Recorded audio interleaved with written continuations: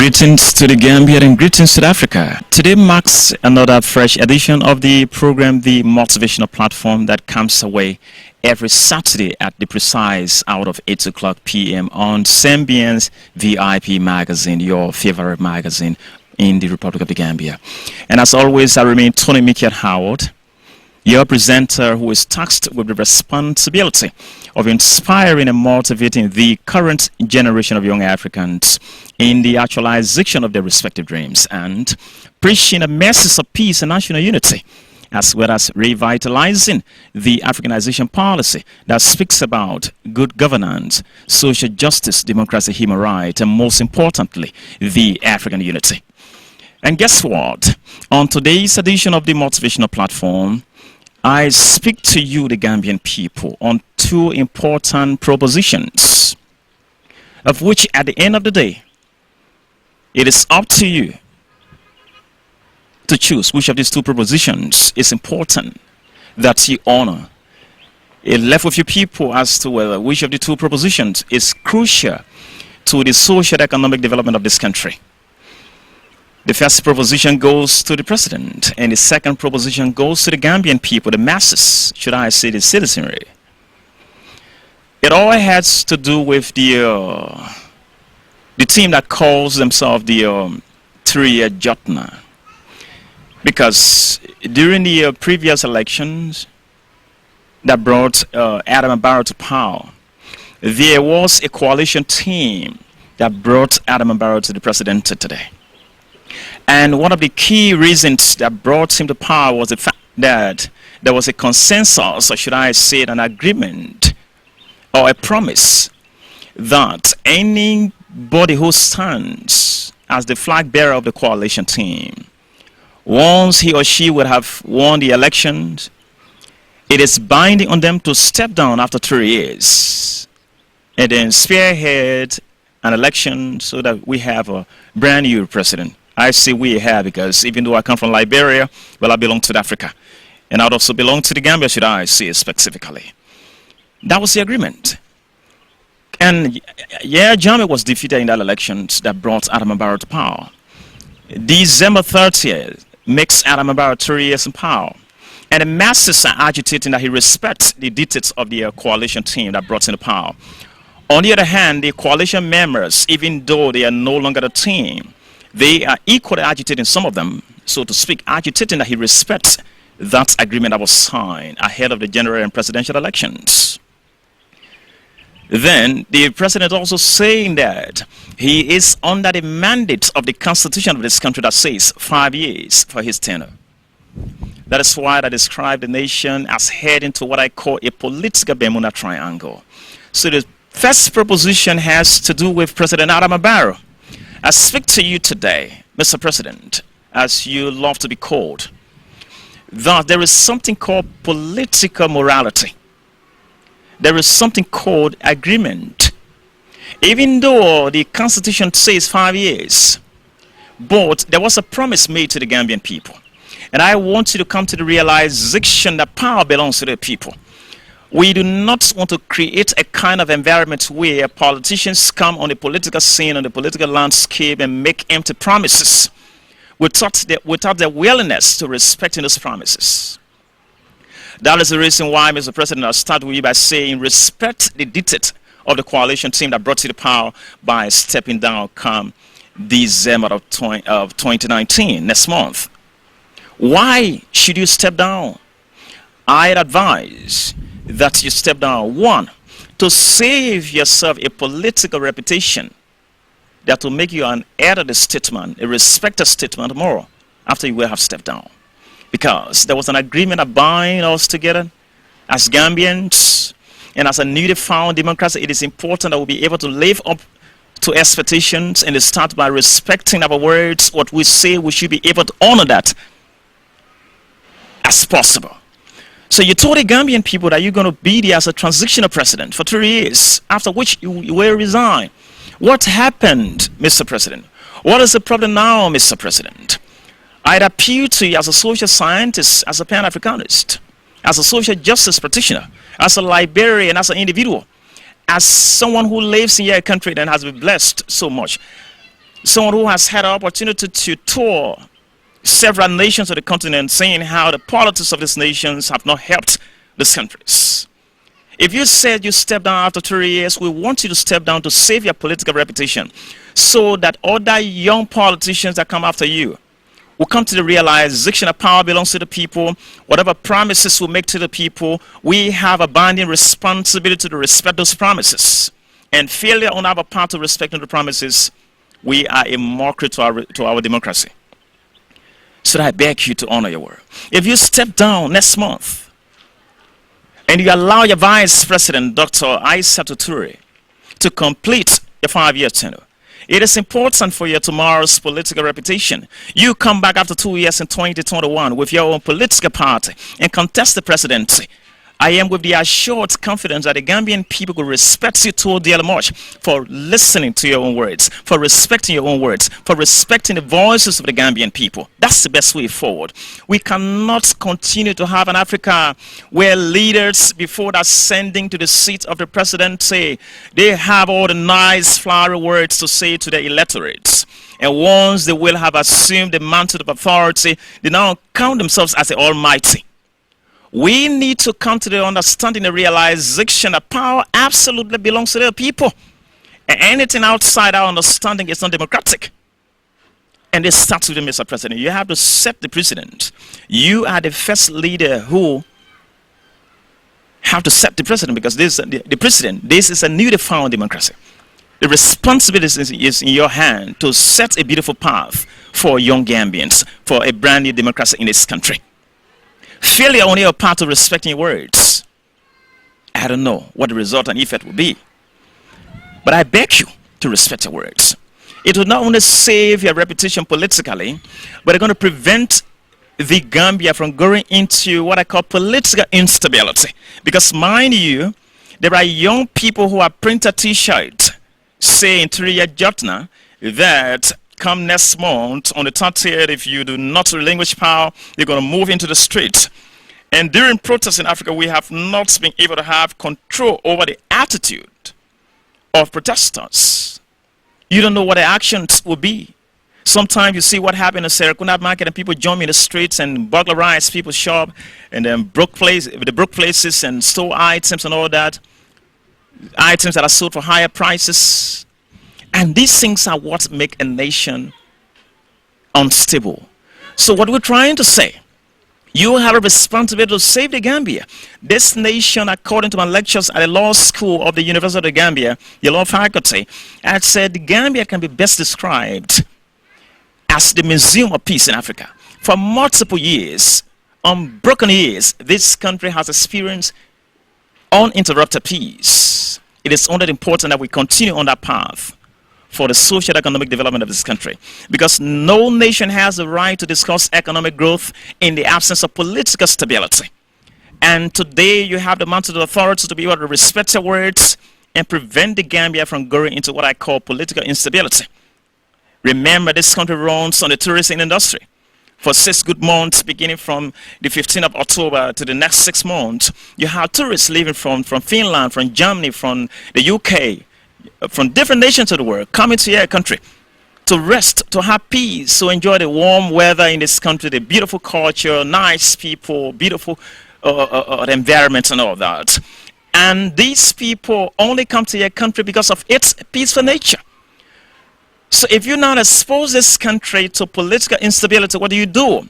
You shied away investors from coming in. You shied away tourists from coming to this country. What happened to the revenue that the tourism industry bring to this country?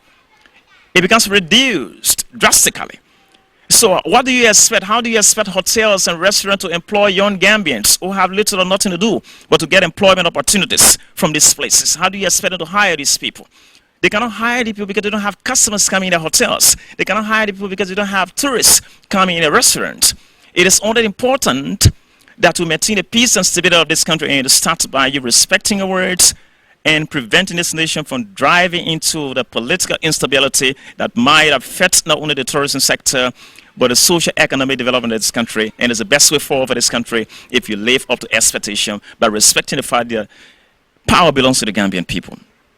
By the same token, if you step down, it's going to send a beautiful message to all of Africa that one of the smallest nations on the continent with a newly found democracy is able to live up to expectation. Then Liberia, Ghana, Sierra Leone, Senegal, Mauritius, Cape Verde Islands, Sao Tome and Principe, Kenya, these countries will retrace the steps. Politicians in this nation will retrace the steps. They will come to the realization that, hey, we need to learn from Little Gambia. We need to learn from President Adama Barrow for respecting his word to step down. And that we should not only make promises, we should be able to live up to these promises. That's what it does. It's going to educate a lot of African leaders. It's going to send a beautiful message about this country. And they're going to catalyze the already existing peace of this beautiful nation. So I beg you, Mr. President, to step down. That is the proposition for you. And it is my hope and conviction that the message is understood. Next is the proposition for the Gambian people, the masses themselves.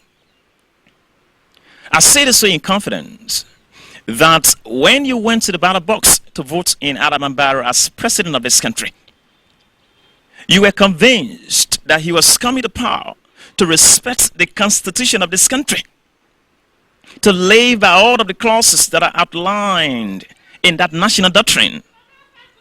That was one of the key things that was at the back of your mind as you voted in Adama Barrow against the Yahya Jammeh-led government at the time, the Yahya Jammeh government.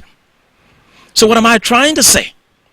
If he refuses to step down next month, if he refuses to step down to honor his words, that is political immorality on his part, but it doesn't undermine the credibility of the Constitution.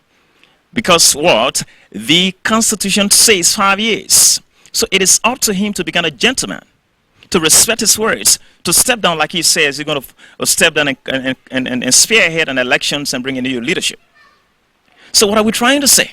If he refuses to step down, I want you Gambian people, in the interest of peace for this country, in the interest of peace to in fact neighboring countries, because if you render this country politically unstabilized, you're going to see Gambians in Senegal, you're going to see Gambians in Guinea-Conakry, you're going to see them in Guinea-Bissau. Then what are you doing? You are creating a political inconvenience for this nation because they have their own problems. They cannot be receiving refugees if anything goes wrong. So, in the interest of peace, if the president refuses to step down, if he says that the Constitution says 5 years, of which is not disputed, the Constitution says 5 years.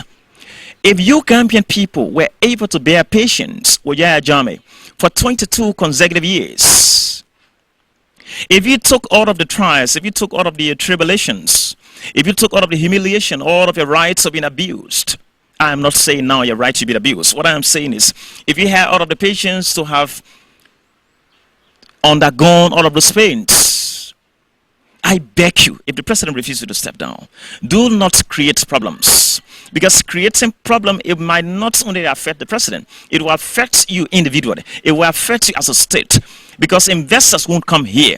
Visitors won't come here. Your nations will no longer become the best friend to the international community. There will be a social friction, there will be a political friction, there will be an economic friction in the countries. Business owners, Nigerians, Ghanaians, Sierra Leoneans, lecturers and business people that reside, bankers in your country, they will be afraid. They might decide to leave your nation and find somewhere else to do their business because the nation becomes becoming politically unstable. So in the interest of peace, if he refuses to step down, just know that his words has not undermined the sensitivity of the Constitution, because the Constitution says 5 years. You can bear patience until the 2 years expired and making it 5. Then you go to the ballot box and exercise your inalienable right by making sure that you change leadership if you are not satisfied with the current leadership of Adama Barrow. That is if he refuses to listen to my piece of advice to step down after 3 years. In the interest of peace, bear patience once more for just 2 years. Plus the 3, make it 5. Then a 5-year tenure is over. Then you go to the ballot box, you vote in the leader that you prefer. In the interest of peace, I beg you Gambian people. This nation has not been known for chaos. The Gambia has not been known for troubles. They are loving people. They are kind people.